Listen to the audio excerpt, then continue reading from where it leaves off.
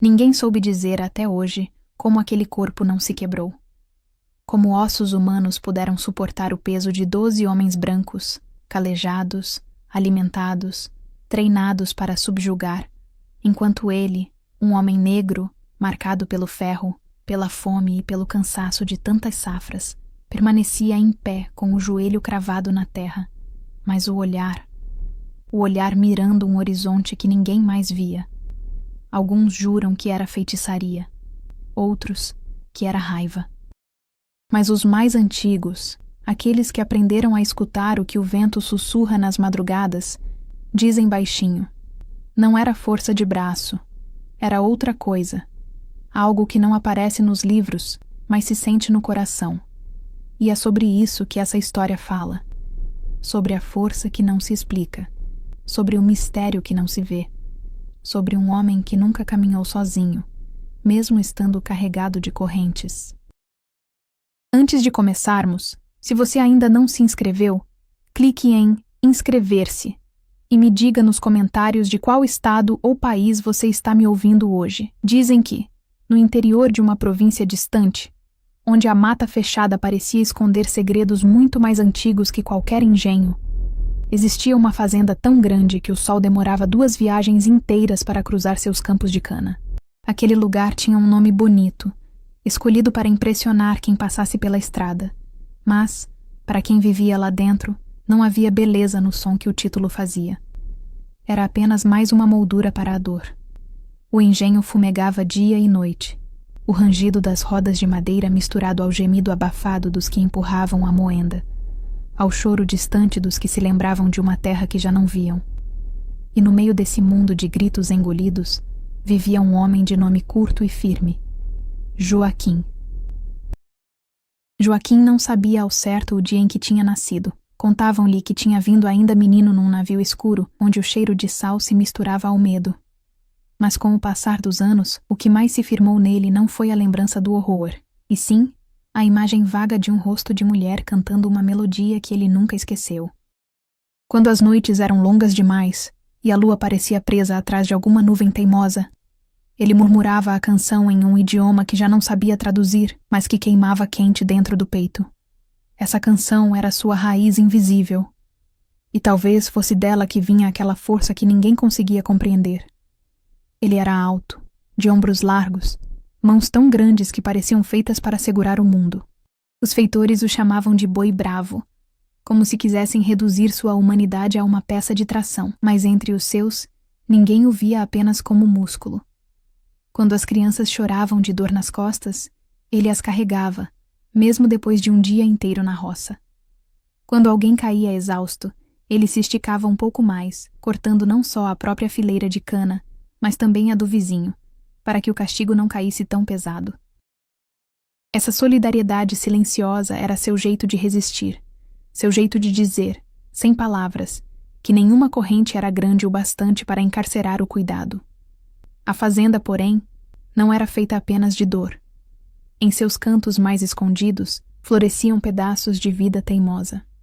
Havia um córrego de águas claras onde alguns se aventuravam nas madrugadas para lavar o suor e as lágrimas. Havia árvores altas, sob as quais se contavam histórias mais antigas que qualquer tronco.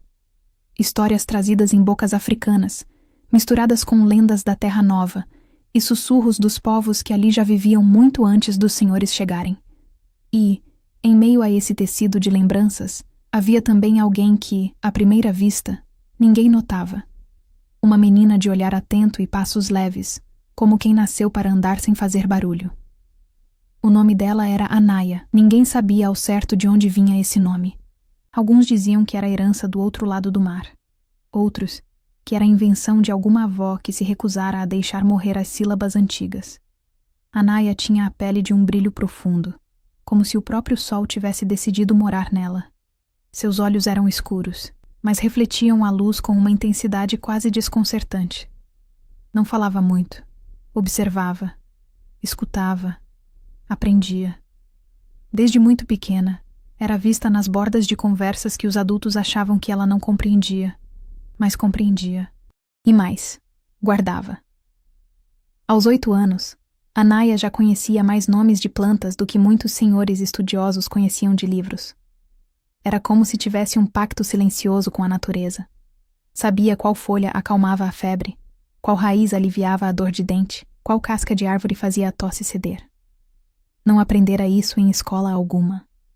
Aprendera observando as mulheres mais velhas, aquelas que, todas as noites, se reuniam perto do fogo com pequenos punhados de folhas amassadas entre os dedos. Aprendera com uma anciã de mãos trêmulas e voz baixa, que lhe dizia, sempre que o medo rondava: escuta a terra, menina. Ela fala com quem tem paciência de ouvir. Enquanto os feitores imaginavam que a única função de um corpo negro era sustentar o chicote, Anaia ia descobrindo aos poucos que havia outro tipo de força, ainda mais perigosa aos olhos de quem manda, a força de conhecer aquilo que cura. E esse conhecimento, em tempos de ignorância e opressão, era mal interpretado, distorcido, temido. Joaquim e Anaia não eram parentes de sangue, mas todos juravam que havia algum laço antigo entre os dois. Ele a chamava de pequena raiz, porque via nela algo firme que se agarrava ao chão mesmo quando o vento vinha forte demais. Ela o chamava de montanha, mas nunca na frente dos feitores, apenas quando estavam entre os seus, nas raras horas de descanso.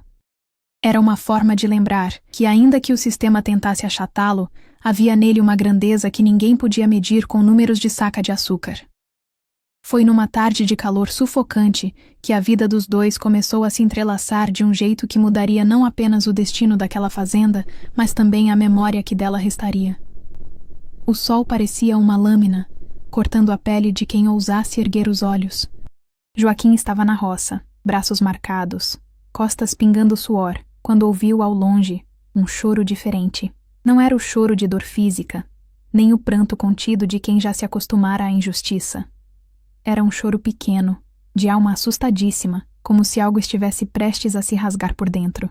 Ele ergueu a cabeça e viu, a alguns metros, um grupo de pessoas se aglomerando perto de um tronco improvisado à sombra de uma figueira. No centro, uma menina apoiava as mãos nos joelhos, ofegante. Era Anaia. O feitor mais velho gritava, apontando para ela, o rosto vermelho de raiva, enquanto outros seguravam pedaços de cipó, prontos para avançar. Joaquim apertou o cabo da enxada. Algo nele se acendeu, como uma brasa antiga recebendo sopro novo. Ele sabia que quando aquele homem gritava daquele jeito, não era castigo comum que viria. Era exemplo. Aproximou-se devagar, fingindo ainda cortar a cana, até que conseguiu ouvir as palavras que se emaranhavam no ar pesado. Essa menina mexeu com coisa que não entende. Está enfeitiçando os outros, é isso. Toquei no doente e ele melhorou. Como se não for pela tal magia dela? Não vou permitir bruxaria na minha fazenda. As frases saíam cuspidas. A multidão se apertava. Alguns, com medo, recuavam um passo, como se a proximidade com Anaia pudesse, de alguma forma, condená-los também. Outros olhavam para baixo, engolindo seco entre o medo do feitor e a gratidão silenciosa pela menina que tantas vezes lhes havia levado um chá que acalmava a dor, um unguento que fechava feridas, um olhar que dizia: você ainda é gente, mesmo que tentem te convencer do contrário. Joaquim, ainda mais perto, encarou um dos trabalhadores da roça, que, aflito, murmurou rápido. O filho do administrador teve febre alta, delírio. Ninguém sabia o que fazer. Chamaram o médico de longe e demorou.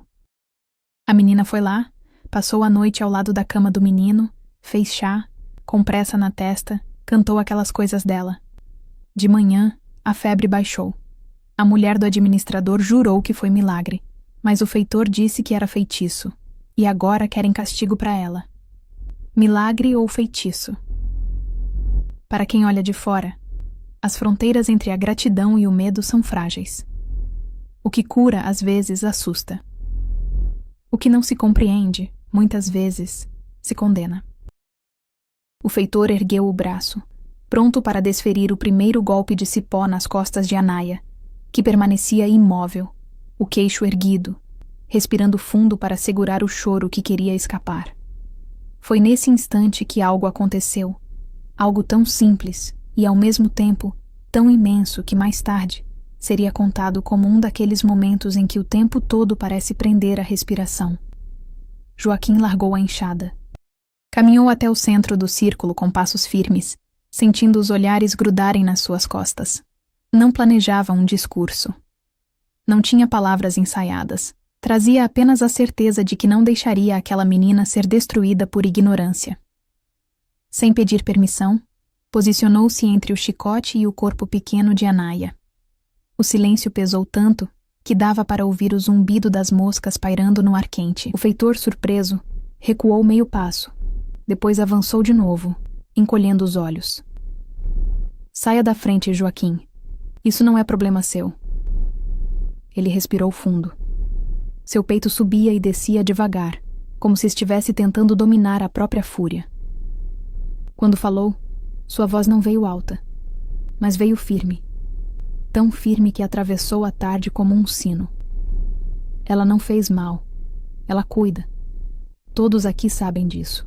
Se o menino melhorou, foi porque alguém finalmente teve coragem de ouvir a dor dele. E a dor não gosta de ser ignorada. O feitor riu. Uma risada seca, sem humor. Você agora se acha doutor? Vai me dizer o que é dor, escravo? Sai da frente, ou eu mando amarrar você no tronco também. Os dois. E hoje ninguém dorme. Anaia, atrás de Joaquim, apertou as mãos dele por um instante. Eram pequenas, frágeis, mas naquele toque havia uma confiança que não cabia nas poucas letras do seu nome. Ela sabia que, na estrutura do mundo em que viviam, aquele gesto dele podia custar muito caro. Mas também sabia que, se ficasse calada, seria engolida por um rótulo que nada tinha a ver com quem era. Feiticeira. Uma palavra cuspida por quem tem medo de tudo o que não controla. Ela inspirou fundo e antes que Joaquim respondesse, falou. Não foi feitiço. Foi folha e água. Foi escutar a respiração dele a noite toda, sem dormir. Foi lembrar do que minha avó me ensinou sobre febre e suor. Se cuidar de alguém é crime, então me castigue. Mas saibam que se algum dia a dor bater na porta de vocês, ainda assim vou cuidar. Porque a dor de qualquer pessoa é dor também no peito de quem sente com o outro. Houve um murmúrio no grupo. Aquela menina pequena falava com uma serenidade que desmontava até os mais céticos. O feitor, no entanto, não gostava de ser confrontado, muito menos em público. Seu rosto ficou ainda mais vermelho. Ele olhou para Joaquim, depois para o céu, como se buscasse alguma justificativa no calor implacável daquele dia. Vocês estão se achando importantes demais. Estão esquecendo seu lugar. Se a cura veio pelas plantas, como diz essa menina, então por que nenhum de vocês melhorou da própria condição? Por que continuam aqui, curvados, amarrados? Se tem tanta sabedoria, por que não se libertam? A pergunta, carregada de veneno, cortou fundo. Alguns abaixaram mais a cabeça. Não era simples ouvir, da boca daquele homem, uma ironia tão cruel. Mas Anaia não se deixou abalar. Ela pisou um passo à frente, mesmo sob a sombra ameaçadora do cipó, e respondeu. Porque quem nos prende não é a falta de folha ou de chá. É a ganância. Essa, nenhuma planta cura. Só o coração de quem está disposto a mudar. A frase ficou no ar como faísca.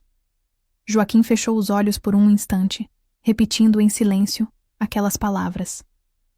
Ganância. Coração disposto. Ele sabia que era perigoso deixar essas ideias circularem, mas também sabia que certas verdades, uma vez ditas, não voltam para a boca como se nada tivesse acontecido. O feitor avançou, já sem paciência para debates.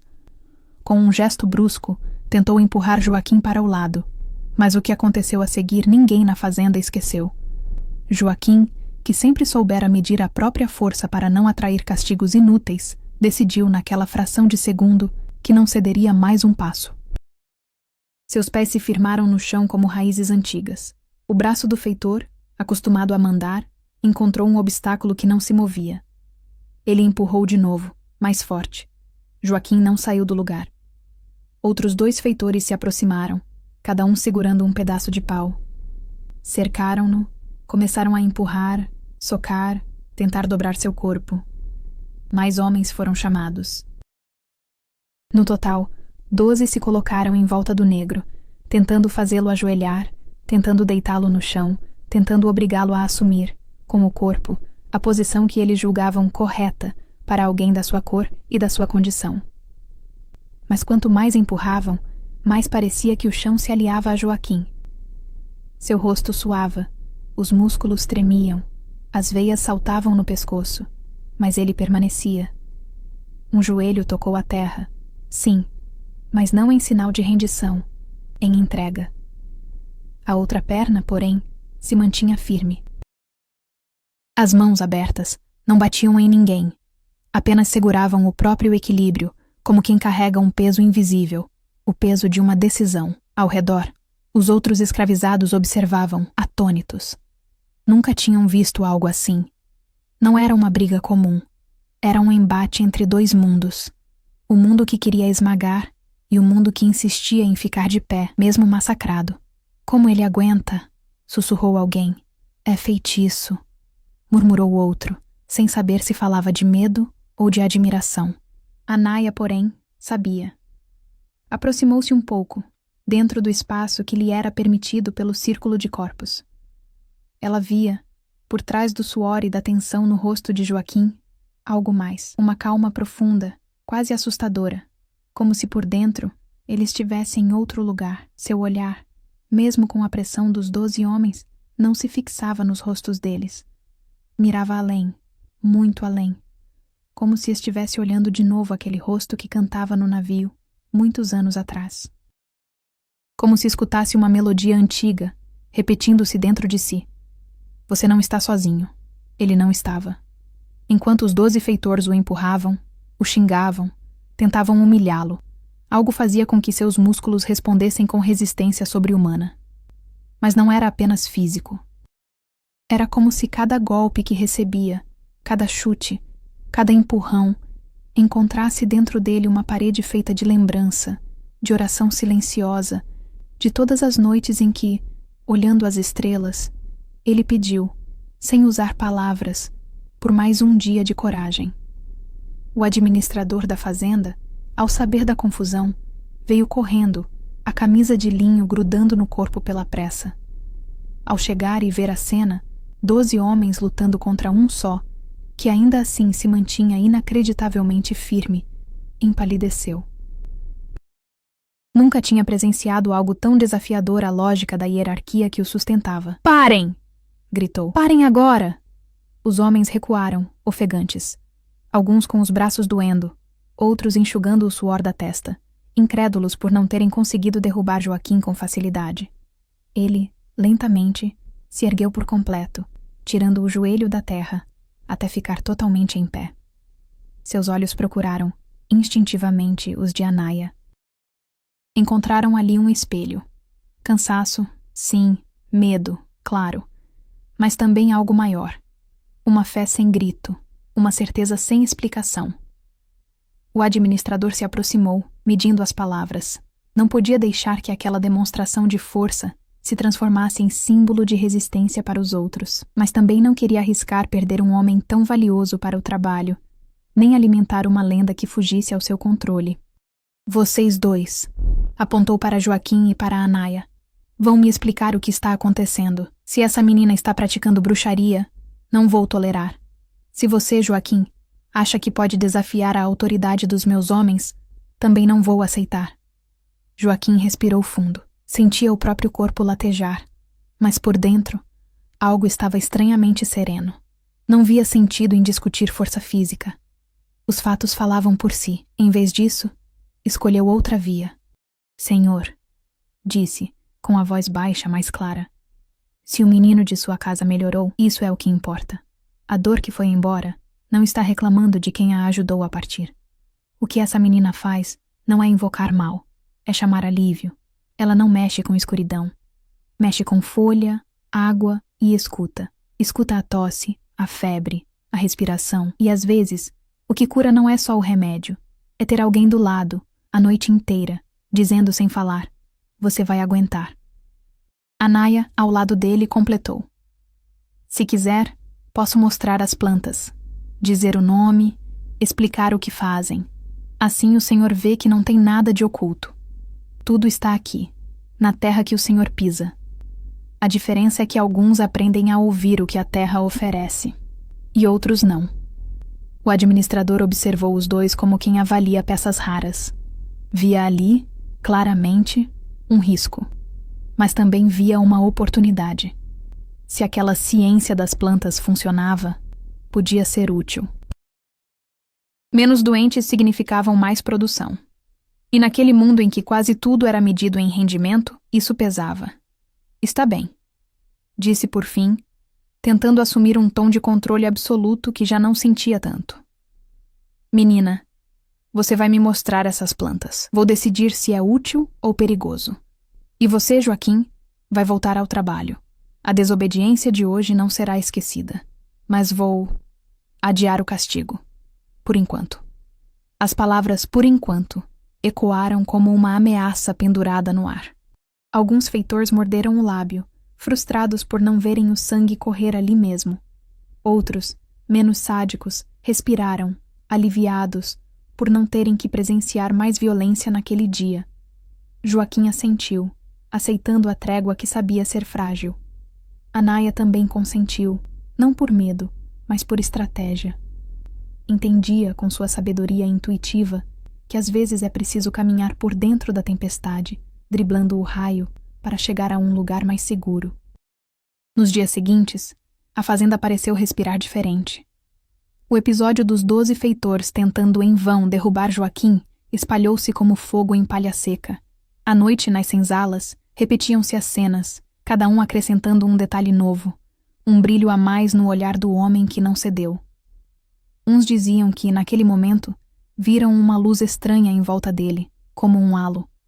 Outros juravam que, no auge da confusão, ouviram, no meio do barulho, uma canção distante, como um coro vindo da mata. Havia até quem afirmasse que as raízes sob os pés de Joaquim se entrelaçaram ao redor de seus dedos, segurando-o como braços invisíveis da própria terra. Eram formas poéticas de descrever o que não sabiam nomear.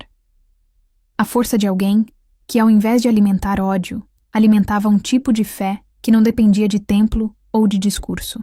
Uma fé que respirava dentro dele, como um animal silencioso, mas atento. Anaia, por sua vez, passou a ser observada com ainda mais desconfiança pelos homens da casa grande e com mais admiração silenciosa pelos da senzala. O administrador a chamou algumas vezes, pedindo que explicasse quais folhas usara para baixar a febre do filho. Ela mostrava com paciência as ervas que colhia, explicando para que serviam, sempre com cuidado de não exibir conhecimento demais, para não inflamar o medo em corações já acostumados a ver ameaça em tudo o que não controlavam. Isso, dizia, apontando para uma folha de cor viva.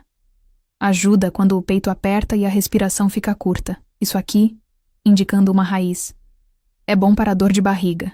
Não usava termos grandiosos. Falava como quem fala de amigos. E enquanto as palavras saíam, seus dedos tratavam as plantas com delicadeza, como se pedissem licença. O filho do administrador melhorou de vez. Corria pelo terreiro, rindo, como se a morte não tivesse rondado sua cama poucos dias antes. A esposa, grata, passou a olhar para Anaia com uma mistura contraditória de reconhecimento e medo. Sabia que devia muito àquela menina, mas temia admitir em voz alta que uma jovem escravizada era mais eficaz em certos momentos do que o médico caro que viera da cidade. E o medo, quando se junta ao orgulho, costuma escolher caminhos tortos. Uma noite, quando a lua nova desenhava um fio pálido no céu, a senhora chamou o marido na varanda. A voz dela saiu baixa, quase um sussurro, mas carregada de inquietação. Você viu o que aquela menina faz, e o jeito como as outras a olham. Estão criando ídolos entre eles. É perigoso.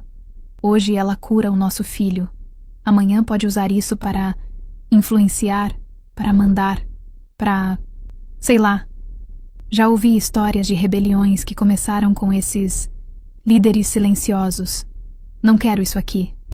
O administrador, que vinha tentando ver na situação apenas uma utilidade prática, sentiu a preocupação da esposa invadir também seu peito. Não pensava em termos de bem e mal, mas em termos de ordem. E qualquer coisa que ameaçasse a tal ordem o deixava inquieto. Talvez devamos afastá-la um pouco, sugeriu. mandá-la para outra parte da fazenda, ou vendê-la. Assim, evita-se idolatria. Mas vender Anaia não seria tão simples. Havia nela algo que, mesmo sem querer admitir, ele reconhecia como valioso. Além disso, a notícia da sua partida causaria estrondo entre os outros, que já a viam quase como um ponto de luz em meio à escuridão. Era preciso cuidado. Nesses mesmos dias, Joaquim, deitado na palha rala da senzala, sentia o cansaço nos músculos, mas não reclamava. Em seu peito, o episódio com os 12 feitores se repetia como um filme. Não se vangloriava, não se achava herói. Ao contrário, temia, em segredo, que sua atitude tivesse trazido problemas ainda maiores para os outros. Mas, como alguém que carrega nos ombros uma cruz invisível, também sabia que não tinha escolha. Havia momentos em que calar-se era uma forma de consentimento, e naquele dia não podia consentir. Anaia, deitada não muito longe dali, observava o perfil dele recortado contra a penumbra. O ronco baixo de alguns, o choro contido de outros, tudo formava um fundo sonoro que atestava a exaustão coletiva. Ela, porém, não conseguia dormir. Caminhou em silêncio até onde Joaquim estava, sentando perto de seus pés. Montanha, sussurrou. Ele abriu os olhos, já habituado a acordar ao menor ruído, pela vida inteira passada em estado de alerta. Ao vê-la, abrandou o rosto. Pequena Raiz, por que não dorme? Tem coisa se mexendo na fazenda. Coisa que a gente não vê, mas sente. É como quando o vento muda de lado antes da chuva cair. Os olhos não veem nada, mas a pele sabe. Joaquim assentiu. Também sentia. Havia uma tensão diferente no ar. Um olhar mais demorado dos feitores. Cochichos que se interrompiam quando passavam perto. E por trás disso tudo, uma pergunta crescente. O que fazer com aquela menina que curava e com aquele homem que não se deixava dobrar? Você se arrepende? Ela perguntou de repente. De ter ficado na minha frente? Ele a olhou como quem contempla uma fogueira pequena em meio ao breu. Se tivesse que escolher de novo, faria a mesma coisa. Algumas coisas a gente faz não porque quer, mas porque não consegue não fazer. É como respirar. Não dá para segurar para sempre. Mas e se isso? Hesitou, escolhendo as palavras. Se isso fizer eles quererem te quebrar ainda mais? Te alcançar de um jeito que nem seu corpo aguente? Joaquim pensou na pergunta longamente, deixando que as ideias se acomodassem antes de falar. Se um dia meu corpo não aguentar, pequena Raiz, ainda assim o que a gente plantou naquele dia já está crescendo. Eles podem bater no tronco, mas não veem as sementes que caem escondidas. Aqueles que viram não vão esquecer. E um dia, quando o tempo mudar, essas memórias vão ser raiz de coragem para outros. Anaia sentiu um arrepio percorrer a espinha. Não sabia explicar de onde vinha aquela visão de futuro num homem que mal tinha tempo para pensar no dia seguinte, mas sabia que era verdadeira. Havia no jeito de Joaquim ver o mundo uma perspectiva que atravessava a dor sem negá-la, mas também sem se curvar totalmente a ela. E você? Ele devolveu a pergunta. Se arrepende de ter cuidado do menino deles? Ela sorriu de lado, um sorriso cansado, mas sincero. Não. A dor não escolhe cor de pele, não escolhe lado. Quando vejo alguém se debatendo na febre, quando vejo o peito subir e descer com dificuldade, não consigo pensar em nós e eles. Só vejo a vida pedindo socorro. Se um dia eu tiver que escolher entre obedecer ao medo ou ajudar alguém a respirar de novo, acho que meu caminho já está traçado. Eu cuido. Mesmo que depois me acusem de coisa que não sou. Os dois ficaram em silêncio por um tempo, apenas ouvindo o som distante do engenho, que nunca parava completamente. Finalmente, Anaia se levantou. Vou rezar um pouco, murmurou. Não com palavra bonita, dessas que fazem discurso, só com pensamento. Falar com o alto, como minha avó me ensinou. Você vem? Joaquim sorriu, fechando de novo os olhos. Já estou falando com o alto desde que pus o joelho na terra naquele dia. Continua por mim, pequena Raiz. Amanhã a gente aguenta mais um pouco. Anaia se afastou. Encontrou um cantinho perto da parede de barro, onde a luz fraca da lua entrava por uma fresta. Sentou-se, cruzou as pernas, apoiou as mãos sobre os joelhos. fechou os olhos e, em silêncio, começou a conversar com aquilo que não se vê, mas se sente. Aquela presença que muitos chamam de diferentes nomes, mas que ali, para ela, era apenas amor que escuta. Seja lá quem estiver ouvindo, cuida desse povo. Cuida da nossa coragem. Não deixa o medo engolir tudo. Dá pra gente força não só no braço, mas no coração. E se um dia eu tiver que sumir desta terra, que meu sumiço seja leve, como quem atravessa um rio em silêncio. Mas enquanto eu estiver aqui, me dá sabedoria para usar as plantas, as palavras e o silêncio do jeito certo. Amém. Não disse amém com os lábios, mas com o peito. E quando abriu os olhos, sentiu que algo em si tinha se acalmado.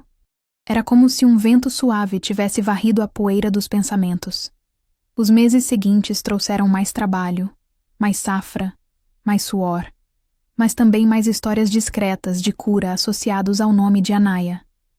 Ela passou a ser chamada, em segredo, de a Menina das Folhas. Quando alguém sentia um aperto no peito, fosse físico ou emocional, vinha até ela, às escondidas. Às vezes, o remédio era uma planta. Outras vezes, era só escuta. Ela se sentava, deixava a pessoa falar, chorar, tremer. Não dava conselhos grandiosos. Apenas acolhia. E muitas vezes isso bastava. Certa vez, uma mulher, com o rosto ainda marcado por um tapa recente, veio até Anaya segurando o próprio braço, como se tentasse impedir que a raiva transbordasse. Eu quero que você faça alguma coisa, disse em voz trêmula. Quero que aquele que me bateu sinta o mesmo. Quero que sofra. Você não sabe, de uma planta que faça alguém padecer, mesmo que de leve? Anaya sentiu o peso daquela pergunta. Poderia, ali, alimentar o ciclo de dor, oferecer um instrumento de vingança, transformar seu conhecimento em arma, mas algo nela se recusava. Se eu uso o que sei para causar dor, respondeu, não sou diferente de quem bate. Meu remédio não é para punir, é para aliviar. A maior resposta que posso dar à maldade é recusar ser como ela. Se eu começo a desejar que o outro sofra, o lugar dentro de mim onde o cuidado mora se escurece. E é esse lugar que eu preciso proteger. Não para ser santa, mas para não enlouquecer dentro desse mundo. A mulher chorou. Chorou não porque não fosse compreensível sua raiva, mas porque, diante das palavras de Anaya, entendeu que havia um tipo de dignidade em não se tornar espelho fiel de quem faz o mal. Anaya, então, lhe deu um chá que acalmava os nervos, fez um unguento para as marcas físicas e, sobretudo, ofereceu presença. Nem sempre a cura é tirar a dor. Muitas vezes, é apenas não deixar que ela seja suportada sozinha. O boato de que Anaya nunca negava ajuda a ninguém, fosse escravizado ou homem livre, fosse criança ou adulto, fosse de cor escura ou clara, começou a incomodar ainda mais alguns senhores vizinhos que visitavam a fazenda para negócios. Um deles comentou em certa tarde, enquanto bebia café na varanda: cuidado com esse tipo de gente. Hoje, curador de barriga. Amanhã, junta meia dúzia atrás de si e inventa de mandar mais que o dono da terra. Já vi isso acontecer. Primeira chama é sempre pequenina, quase bonita. Depois, vira incêndio. O administrador, já vulnerável às paranoias, passou a vigiar Anaya com olhos mais duros. E também Joaquim, que se tornara, mesmo sem querer, um símbolo silencioso de resistência física e moral. Foi então que uma seca inesperada atingiu a região. As chuvas demoraram mais do que o normal. As plantações, sem a água de sempre, começaram a definhar. O engenho produzia menos. O humor na casa grande azedou. Buscavam culpados para tudo. Alguns sussurravam que era castigo do céu. Outros que era simples ciclo da natureza. Mas, em tempos de aperto, a tendência é buscar um bode expiatório. Um feitor mais supersticioso, lembrando da fama de Anaya com as plantas e da força inexplicável de Joaquim, sugeriu: será que não tem influência deles nisso? Desses rituais, dessas rezas baixas, dessas conversas com o mato? Vai ver, mexeram em coisa que não deviam. A frase, jogada ao vento, encontrou o eco em ouvidos já cheios de medo. E medo, misturado à ignorância, é terreno fértil para injustiças. Numa madrugada abafada, bateram na porta da senzala com força incomum. Gritos mandavam todos ficarem de pé. Bem no centro, foram separados Joaquim e Anaia. Amarraram-lhe os pulsos, não com violência extrema, mas com um cuidado frio que anunciava algo mais insidioso. Não era castigo imediato. Era julgamento. Levaram-nos para um galpão vazio perto do engenho, onde uma mesa tosca fora improvisada como espécie de tribunal. O administrador sentou-se atrás dela, ao lado de 2 homens da cidade, convidados para dar uma aparência de seriedade ao que estava prestes a acontecer. Na parede, uma lamparina lançava sombras dançantes, deformando os rostos. Ao redor, alguns poucos permitidos a assistir. Os demais tinham sido mantidos afastados para evitar tumultos. Mas mesmo assim, a energia da fazenda inteira parecia concentrada ali. Anaia, com os pulsos amarrados na frente do corpo, caminhava calma. Joaquim, de pés firmes, trazia no olhar a mesma serenidade do dia em que enfrentara os 12 feitores. Sentaram-nos em bancos separados, mas próximos o bastante para se olharem. Vocês estão sendo acusados de perturbar a ordem desta fazenda, começou o administrador, com a voz afetada de quem tenta imitar os discursos que ouvia na cidade. Você, Joaquim, por desafiar a autoridade dos que aqui comandam. E você, menina Anaia, por praticar supostas artes de cura e influenciar os outros com conversa de plantas e rezas, fazendo-os crer que há, em vocês, algo de especial, sobrenatural. Um dos homens da cidade acrescentou. Há relatos de que a seca começou depois de suas práticas se intensificarem. Não podemos ignorar a possibilidade de estarem mexendo com forças que trazem desequilíbrio. Anaia sentiu a acusação como uma faca torta, não por si mesma, mas pelo absurdo de ver sua prática de cuidado associada à ideia de maldição. Por um instante, a revolta ameaçou subir-lhe a garganta. Mas ela respirou fundo, lembrou-se de todas as vezes que escolhera a calma no lugar da fúria, e quando falou, sua voz saiu limpa. Vocês estão com medo de algo que não entendem. E quando o medo aperta, é mais fácil apontar o dedo para quem é diferente do que olhar para dentro e perguntar se não foi a ganância que exauriu a terra, o corte sem pausa, o descanso negado até para o chão. A seca não começou porque alguém rezou demais, ou porque alguém fez chá de folha. Começou porque tudo aqui foi puxado até o limite, sem escutar o tempo da terra. A terra também precisa respirar. Houve um murmúrio. Um dos homens da cidade pigarreou, incomodado com a lucidez daquelas palavras vindas de uma menina escravizada. E você, Joaquim? Perguntou o administrador. Reconhece que incitou rebeldia ao se colocar contra 12 homens nossos? Não percebe que seu exemplo instiga outros a desrespeitar a ordem? Joaquim ergueu devagar a cabeça. Naquele dia não pensei em incitar ninguém. Pensei em proteger uma vida, a ordem que pede que eu assista calado à injustiça contra quem cuida. Essa ordem eu não consigo respeitar. Tenho respeito por quem constrói, não por quem destrói. Se isso é crime, sou culpado. As palavras, ditas sem desafio explícito, mas sem submissão total, criaram um clima pesado. O administrador sentiu que estava perdendo o controle da narrativa. Precisava reafirmar seu poder, ainda que simbolicamente. Vocês falam bonito, disse. Mas palavras não mudam o fato de que, desde que começaram esses acontecimentos, há inquietação entre os outros. Não posso permitir que 2 escravos, por mais especiais que se achem, desestabilizem meu negócio. Portanto, está decidido. Joaquim será acorrentado à área mais pesada de trabalho, sob vigilância dobrada. Nada de conversas à noite, nada de reuniões. E você, Anaia, ficará proibida de praticar qualquer ato de cura sem autorização direta minha. Qualquer descumprimento será punido com severidade. Além disso, ele fez uma pausa, saboreando o efeito de suas próximas palavras. Vocês serão separados. Um não terá mais acesso ao outro. Tem se unido demais, e isso não me agrada. Joaquim e Anaia se entreolharam, e, naquele olhar, houve um abalo.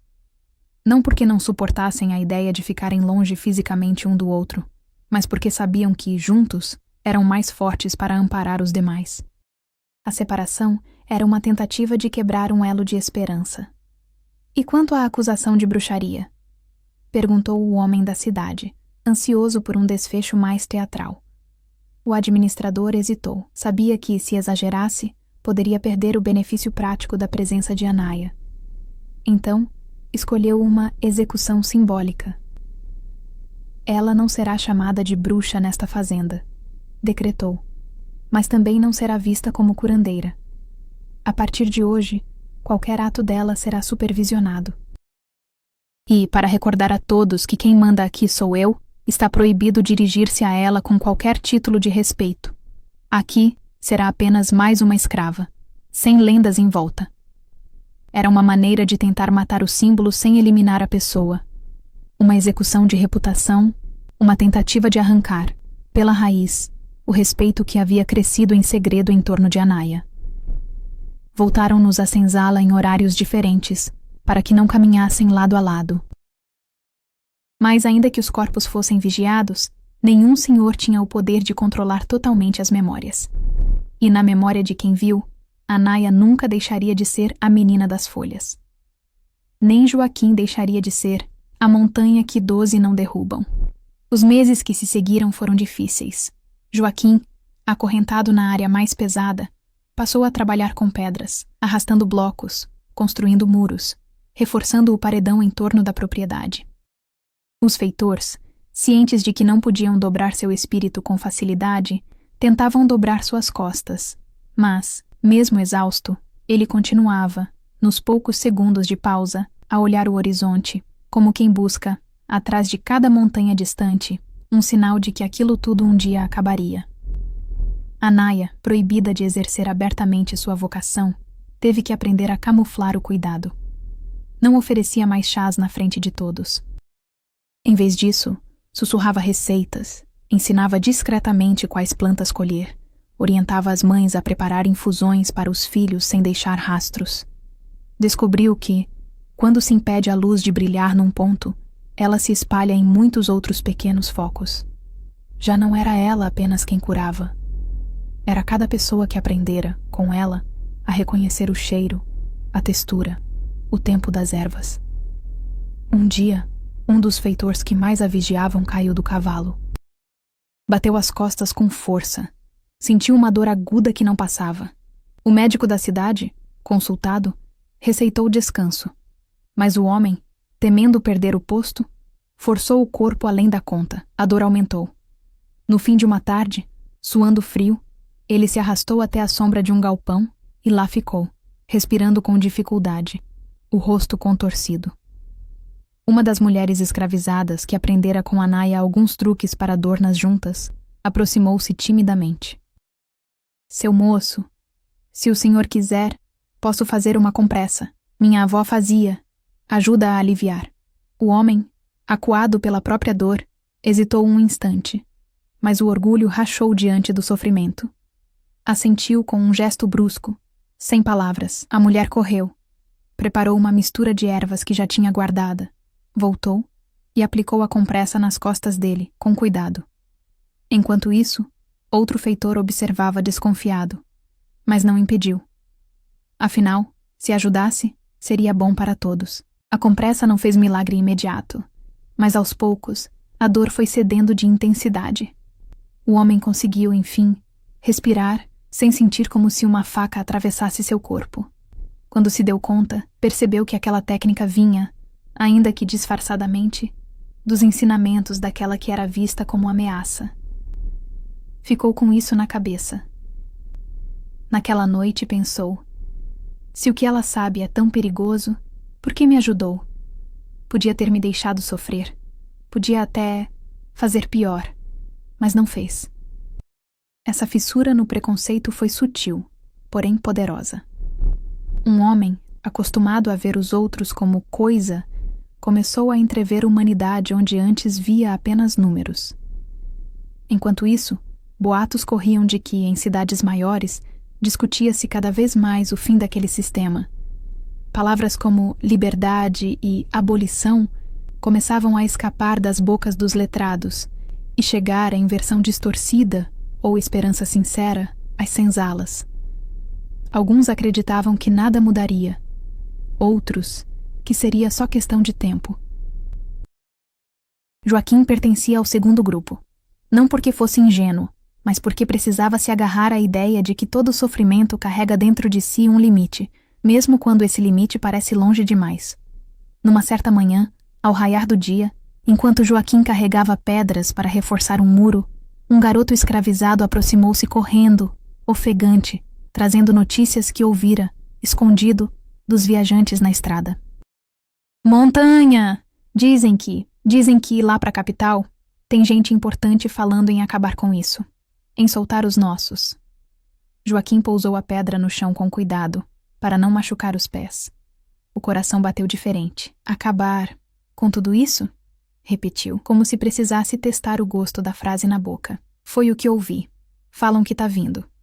Devagar, mas tá. Tem até papel escrito, assinaturas, discursos, não sei direito, mas tá chegando.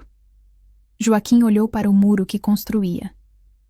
Um muro erguido para separar, para prender, e pensou, com uma ironia silenciosa, que talvez estivesse ajudando a levantar a última grande barreira, antes de algo se romper de vez. Se for verdade, murmurou, que venha. Mas até lá a gente aguenta, não com ódio, que consome por dentro, mas com essa teimosia de continuar de pé. À noite, contou a Anaia o que ouvira, em um dos raros momentos em que conseguiram se ver de longe, durante a troca dos turnos de trabalho. Não puderam se aproximar muito por causa da vigilância, mas trocaram um olhar cúmplice. Se um dia isso tudo acabar, gritou ela baixinho, aproveitando que o barulho das rodas do engenho encobria parte de sua voz. Quero que as pessoas não esqueçam que teve gente que segurou a dor uma ao lado da outra, que não corramos sozinhos. E quero que lembrem de você, respondeu Joaquim, não como bruxa nem como milagreira, mas como alguém que escutava até a dor que não tinha palavra. Os anos foram passando. A fazenda envelheceu um pouco. Algumas construções se desgastaram, outras surgiram. Gerações novas de crianças nasciam já sob rumores de um mundo que talvez fosse diferente. E, em meio a esse lento movimento, algo dentro de Anaia também se transformava. Seu corpo crescia, mas seus olhos continuavam os mesmos, atentos, profundos, carregando uma tristeza mansa e uma alegria secreta. Ela aprendeu a esconder melhor seus gestos de cuidado diante dos olhos dos senhores, mas, paradoxalmente, seu impacto se espalhava mais. O conhecimento sobre plantas, antes concentrado nela, passara a ser partilhado. E assim, mesmo que um dia ela não estivesse mais ali, o que aprendera com a natureza continuaria vivo em muitos. Certo dia, porém, algo inesperado aconteceu. Uma febre forte atacou o próprio administrador da fazenda. Homens duros geralmente se consideram invencíveis até que o próprio corpo os desminta. Ele suava em bicas, deliriando. O médico da cidade veio, receitou repouso, sangrias que apenas o enfraqueceram ainda mais, e foi embora, dizendo que faria o possível. Naquela noite, a esposa do administrador, desesperada, lembrou-se de uma cena antiga, a de Anaia ao lado da cama do filho, velando sua febre. Lutou contra o orgulho por algumas horas, andando de um lado para o outro na varanda, até que, enfim, rendeu-se ao apelo maior, o medo de perder o marido. Chamou discretamente um dos escravizados de confiança e murmurou: "Vá chamar a menina, aquela das plantas. Mas faça isso sem alarde. Se meu marido souber, vai se enfurecer. Mas, se ele piorar, vai ser pior ainda." Pouco tempo depois, Anaia estava à porta da casa grande. Sentia o peso daquele convite. Sabia que, mais uma vez, entraria num espaço onde sua presença só era tolerada pela necessidade de socorro. Ainda assim, não hesitou. Subiu os degraus, passou pela sala com móveis cheios de brilho, cortinas pesadas, quadros na parede mostrando gente que nunca vira o sol da roça de frente. Chegou ao quarto. Lá, o administrador tremia, a pele ardendo, os olhos semiabertos, murmurando frases desconexas. Faça o que fez com meu filho, implorou a esposa, os olhos marejados. Por favor. Anaya aproximou-se da cama, pousou a mão na testa do homem, como fizera antes com o menino. Sentiu o calor excessivo. Ouviu o descompasso da respiração. Não viu ali um senhor. Viu um corpo lutando. Puxou o banquinho. Sentou-se. Pediu água, pediu panos. Pediu discretamente que alguém fosse buscar, escondido, algumas plantas que sabia serem eficientes. Passou a noite inteira ali, trocando compressas, preparando um chá amargo, cantarolando, baixinho, melodias que aprendera com a avó, não como fórmula mágica, mas como acalanto. Nas primeiras horas da madrugada, a febre começou a ceder. O rosto do administrador, antes rubro, foi ficando mais pálido, a respiração mais regular. Adormeceu num sono pesado, mas tranquilo. A esposa, exausta, encostou-se numa cadeira e também cochilou. Quando o sol nasceu, tocando com luz suave as frestas da persiana, o homem abriu os olhos com lucidez pela primeira vez em dias. Viu, ao lado da sua cama, a figura de Anaya, com um pano na mão, sentada, os olhos cansados, mas vigilantes. Passou alguns segundos sem conseguir conciliar a imagem com seu lugar no mundo. Depois, entendeu. Ela o havia velado. Ela, a quem ele tantas vezes negara espaço, acusara, vigiara, estava ali, firme, cuidando. O orgulho queria falar primeiro, mas havia algo mais urgente, a gratidão. E gratidão, quando é genuína, por um breve instante atravessa até as muralhas mais altas do status. Foi você? Perguntou, a voz ainda fraca. Fiz o que pude, respondeu ela. A febre cedeu, mas precisa de descanso, e menos raiva guardada nesse peito. A raiva esquenta demais por dentro. Ele quase sorriu diante da franqueza da menina. Quase. Em vez disso, respirou fundo, processando. Porque, voltou, depois de tudo o que fizemos, depois de tudo o que disseram, por que não me deixou assim? Anaya o encarou, não com insolência, mas com firmeza. Porque quando a vida chama por ajuda, não me pergunto se quem está pedindo é bom ou mau. Vejo apenas alguém à beira de um abismo. E se eu tenho uma corda, mesmo que franzina, jogo. Não por você, mas pelo que eu sou. Se eu nego ajudar por vingança, me afasto de mim mesma. E isso, para mim, é pior do que qualquer chicote. Ele ficou em silêncio. Nunca, em toda sua existência de homem acostumado a mandar, tinha ouvido algo assim. Havia naquele discurso uma altura moral que o deixava desconcertado. Pela primeira vez, sentiu uma vergonha que não vinha de fora, mas de dentro. Ao longo dos dias, sua recuperação foi lenta, porém consistente. Cada vez que olhava pela janela e via os campos, via-os de um jeito um pouco diferente. Já não conseguia separar tão claramente coisas e gente. Via rostos. Lembrava-se dos olhos de Joaquim, da serenidade apavorante do dia em que 12 homens não o derrubaram. Lembrava-se das mãos de Anaya, trocando panos em sua testa. Era como se o véu da conveniência começasse a se rasgar, expondo fissuras em suas convicções. Um fim de tarde, chamou Anaya na varanda. Ela veio, sem saber o que esperar. Você salvou minha vida, disse ele direto. E sei que não foi a primeira vez que fez isso por alguém aqui. Sei também que não confiei em você. Tive medo do que não entendo, mas não posso mais fingir que o que você faz é bruxaria. Não é. É cuidado. E cuidado, aprendi, é coisa rara. Não quero mais proibir que você ajude. Faça o que achar que deve. Não posso mudar o mundo lá fora, ainda não.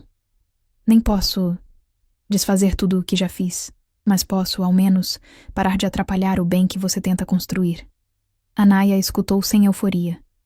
Vira promessas e recuos muitas vezes. Sabia que o coração humano, quando balançado por susto, costuma prometer mundos. O teste verdadeiro vinha depois, na constância. Ainda assim, algo nela amoleceu um pouco. Ter, finalmente, a autorização explícita para exercer seu dom sem tanto medo já era um alívio, mas o que mais a tocou Foram 2 palavras que ele murmurou quase num fio de voz, olhando para o chão. Me perdoe. Ela não se apressou em responder. Perdoar, naquele contexto, não era apagar, nem fingir que nada aconteceu. Era reconhecer que, ainda que a ferida existisse, escolheria não deixar que ela definisse todos os seus gestos futuros. Não sou eu quem tem que perdoar tudo. Respondeu enfim. Tem dor aqui que não é só minha. Mas por mim, não vou carregar ódio no peito. Ele pesa demais. Prefiro deixar espaço para outras coisas. Para curar, para cantar, para ensinar as crianças a escutar o vento. Se o senhor realmente não vai mais atrapalhar isso, já é um começo. Essa conversa, que ninguém mais testemunhou, foi um marco invisível na história daquela fazenda. A partir dali, Anaia ganhou mais liberdade para passar de um canto a outro, levando seu conhecimento, e Joaquim, ainda preso ao trabalho pesado, mas agora com uma vigilância um pouco menos opressora, percebeu, nos olhares dos feitores, uma mudança sutil. Não era amizade. Ainda era distância, mas, em alguns olhos, já não via apenas dureza. Via dúvida. E a dúvida, em terreno endurecido, é como a primeira rachadura por onde a água pode entrar. Certo amanhecer, uma notícia correu como vento. Rumores de que a lei da liberdade estava chegando de forma mais concreta. Alguns diziam que já era certa, outros que ainda levaria tempo. O fato é que, aos poucos, a ideia de que aquele sistema tinha data para acabar deixou de ser apenas sonho e passou a ser possibilidade real. Numa noite especialmente estrelada, Joaquim e Anaia, depois de tanto tempo impedidos de conversar a sós com calma, enfim encontraram uma brecha. O administrador, ainda em recuperação completa, dera uma folga incomum aos trabalhos mais pesados. Alguns feitores tinham ido à cidade. A vigilância, por umas poucas horas, relaxara. Os 2 se encontraram perto do córrego de Águas Claras, naquele cantinho de mundo onde há anos tantos segredos tinham sido sussurrados. Sentaram na beira, os pés quase tocando a água. Montanha, disse Anaia, olhando o reflexo das estrelas no córrego. Você já pensou no dia em que isso tudo acabar? Onde vai querer estar? Ele demorou a responder. Não sei.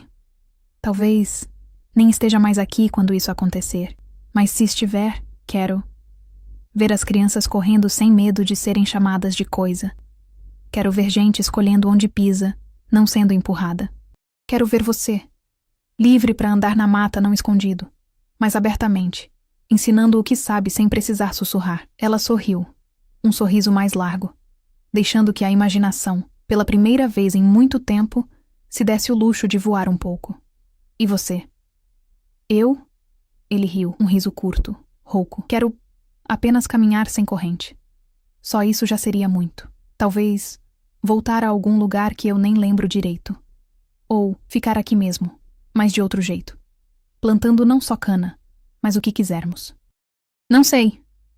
A água corria, levando com ela pequenos galhos, folhas, pedrinhas. O som do córrego parecia responder por eles. Tudo passa. Até a corrente mais pesada, um dia, encontra uma ferrugem. Foi nessa mesma noite, porém, que algo aconteceu com Anaia. Enquanto caminhava de volta para a senzala, sentiu uma fadiga diferente, um cansaço que não vinha apenas do corpo. Era como se, de repente, tudo o que carregara em silêncio todos aqueles anos, as dores ouvidas, as doenças acompanhadas, as injustiças testemunhadas, as orações sussurradas, resolvesse pesar de uma vez só. O passo falhou. Ela apoiou a mão no tronco de uma árvore, respirando fundo. Uma velha escravizada, que a viu nesse estado, aproximou-se. Menina, você está pálida. Senta um pouco. Anaia obedeceu. Sentou na raiz exposta da árvore, sentindo a pulsação da terra sob seus pés.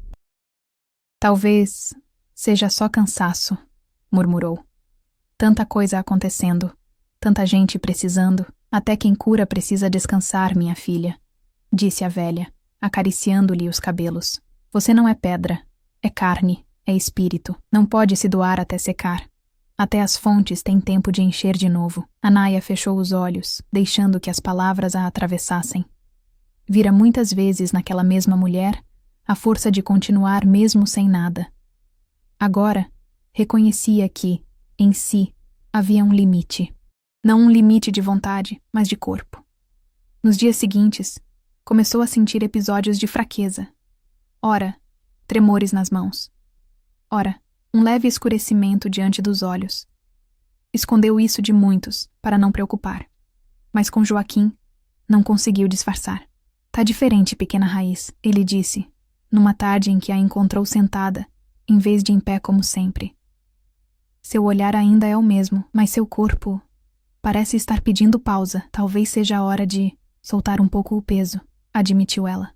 Não de abandonar quem precisa, mas de entender que não sou quem segura o mundo. Só ajudo a ajeitar um pedacinho dele. Você acha que vai embora?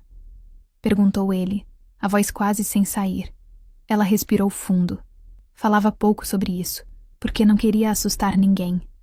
Mas com ele, sentia que podia ser honesta. Não sei.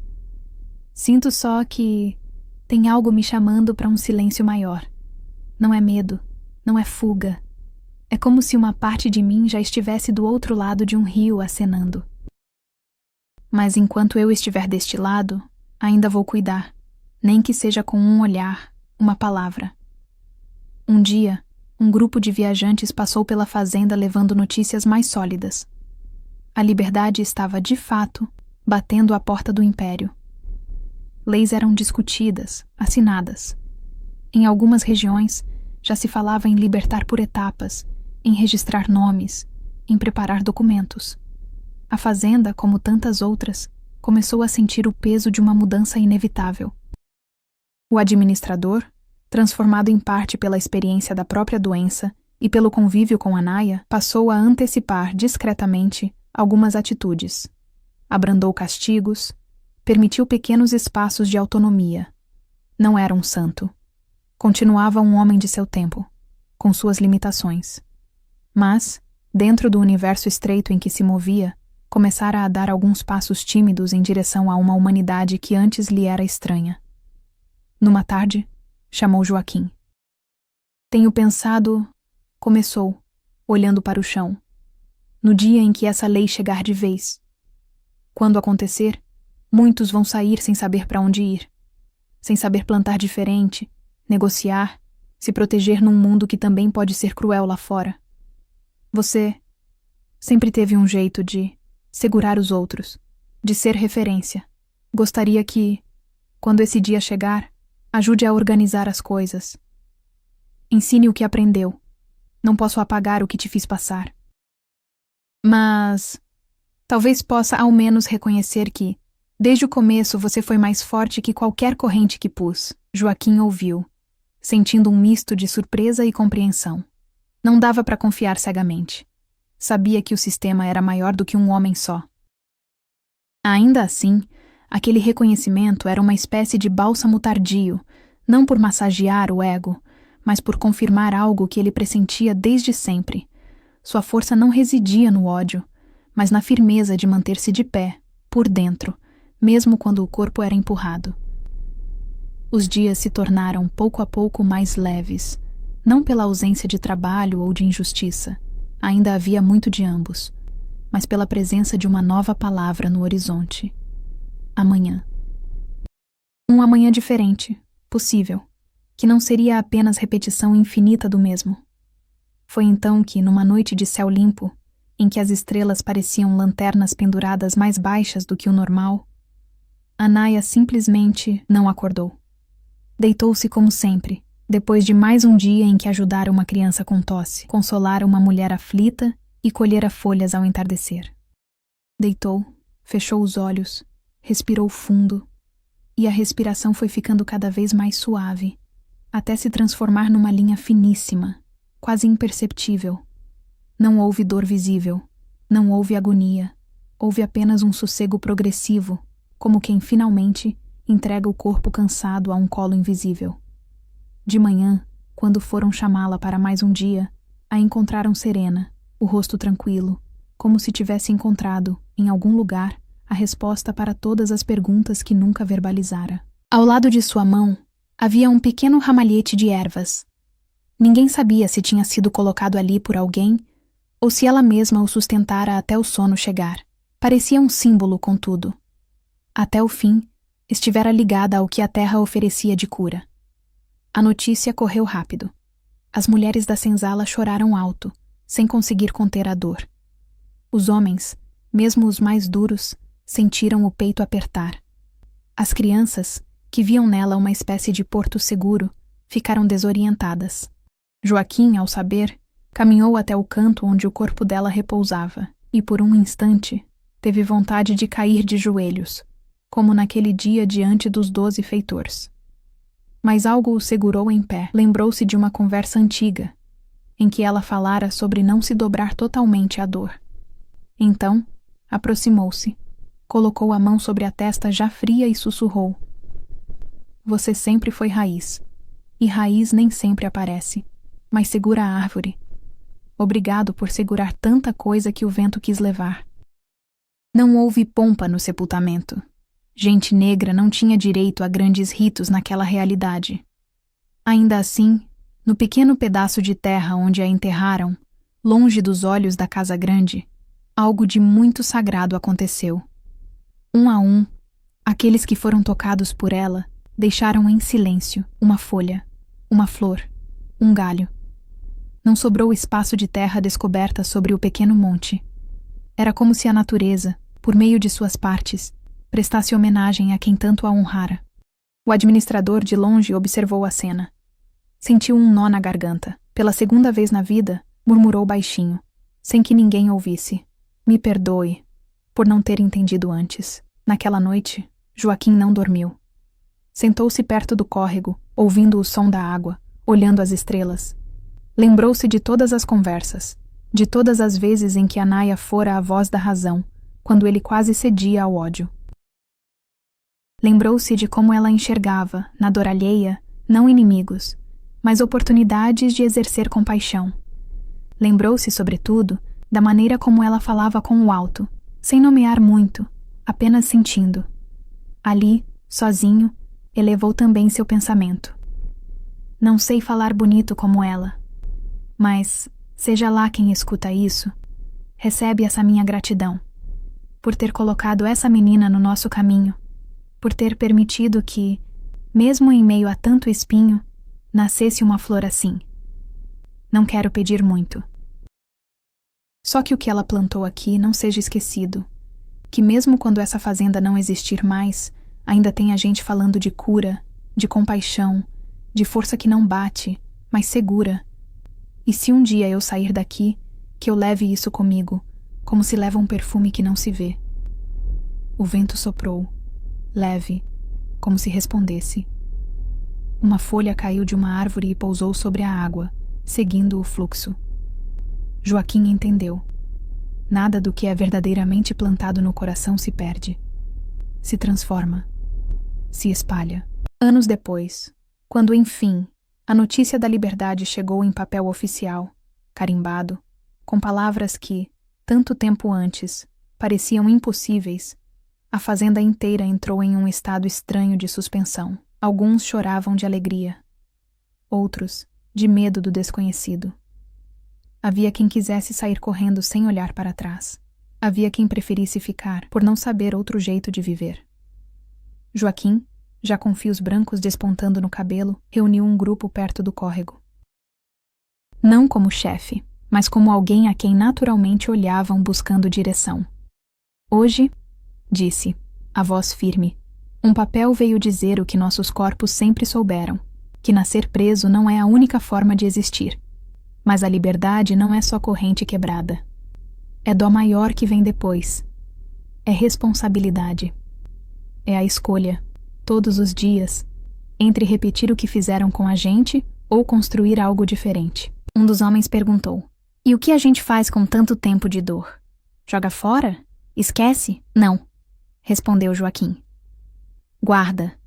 Não para se envenenar, mas para se lembrar. A dor pode ser ou prisão eterna, ou raiz de sabedoria. A gente escolhe. Quero que a gente escolha olhar para trás e dizer: passamos por isso, mas não vamos virar o opressor de amanhã. Não vamos construir novos troncos, só que com outros nomes. Uma mulher ergueu a mão. E Anaia? O que ela diria se estivesse aqui? Joaquim sorriu, olhando as árvores. Ela diria pra gente cuidar da terra, pra não sugar até ela secar, cuidar das crianças, pra que cresçam sem aprender que a cor define valor, cuidar da própria raiva, pra que não nos coma por dentro. Ela diria que, se a gente usar a liberdade só pra ferir quem feriu, vira círculo sem fim.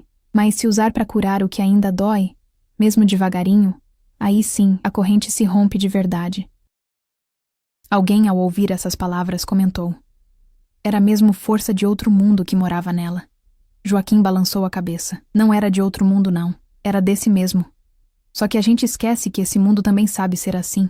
A gente acha que tudo é só maldade e chicote.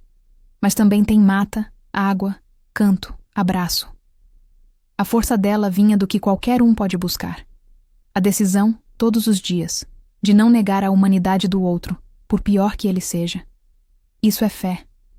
Não dessas que se fazem alto-falante. Fé que se faz na prática. Com o tempo, as pessoas daquela fazenda foram se espalhando. Alguns foram para cidades próximas, buscar trabalho. Outros permaneceram, agora como assalariados, em terras que um dia foram cenários de sua dor. Outros ainda aventuraram-se para lugares mais distantes. Em cada um, porém, havia algo dessa história guardado. O boato sobre o homem negro tão forte que nem 12 feitores conseguiram derrubar virou lenda contada na beira do fogo, em noites de inverno. Crianças ouviam de boca aberta a narrativa de como ele ficou de pé, não batendo, mas suportando, sustentado por algo que ninguém sabia nomear direito. Anaia, por sua vez, tornou-se, na memória coletiva, uma espécie de presença silenciosa que pairava sobre qualquer ato de cuidado. Quando alguém fazia um chá de erva para acalmar a febre de um filho, dizia baixinho: que a menina das folhas ajude, não como quem invoca uma santa distante, mas como quem se lembra de uma amiga, uma irmã de luta, que mostrou, com sua breve existência, que não é preciso gritar para transformar uma vida. Às vezes, basta ouvir. Anos, décadas, talvez mais, se passaram. O império virou outra coisa. A história oficial, nos livros, falou de leis, de datas, de nomes importantes. Mas entre o povo simples, nos becos, nas roças, nas periferias que surgiram depois, outra história corria paralela. A história de gente anônima que sustentou, na surdina, a esperança quando ela era artigo de luxo. E em algum lugar, talvez numa varanda singela de uma casa afastada, um narrador senta-se diante de quem quer ouvir e começa assim: vocês já ouviram falar de um homem negro no Brasil de antigamente, tão forte que nem 12 feitores conseguiram dobrá-lo? Pois essa história não é só sobre músculo, não. É sobre a força que vem de dentro. E não é só a história dele. É também a de uma menina que chamaram de bruxa, por medo daquilo que ela fazia de mais bonito: cuidar. Ele então fala de Joaquim, dos 12 homens, da maioria em volta, da terra sob os pés. Fala de Anaia, das plantas, dos chás, do olhar que enxergava dor onde outros só viam problema, da forma como ela escolheu não deixar que a raiva definisse seu destino. Fala do administrador que aprendeu, tarde, mas aprendeu, que cuidado não é ameaça, e sim espelho que mostra quem somos de verdade. Fala da seca, do julgamento simbólico, da separação forçada, da morte serena. Fala da liberdade que chegou escrita em papel, mas que antes já existia em cada gesto de compaixão que aqueles dois praticaram quando ainda eram oficialmente escravizados. E ao final, quando todos estão em silêncio, talvez com os olhos marejados, ele conclui: a força de Joaquim não estava só nos músculos, estava em não deixar que o ódio virasse seu senhor. A magia de Anaia não estava nas plantas em si. Estava na coragem de continuar acreditando que vale a pena cuidar, mesmo num mundo que chama de feitiço aquilo que não entende. Eles, como tantos outros, não deixaram discursos prontos, deixaram escolhas. Escolhas que se repetem até hoje. Toda vez que diante da dor, alguém decide responder com empatia em vez de indiferença. com disciplina silenciosa em vez de desespero, com perseverança em vez de rendição, com compaixão ativa em vez de vingança cega. E, se você que escuta essa história agora está passando por um tempo de seca na alma, um tempo em que parece que 12 forças diferentes tentam te derrubar, lembre-se de Joaquim, de seu joelho cravado na terra, mas do olhar mirando um horizonte que ninguém mais via. Lembre-se de Anaia, do jeito como ela falava com o alto sem precisar de grandes palavras, apenas com a certeza mansa de que a vida, mesmo ferida, ainda quer florescer. Talvez, hoje, seu peso pareça demais, talvez os empurrões do mundo estejam fortes, mas existe, aí dentro, uma raiz que não se vê.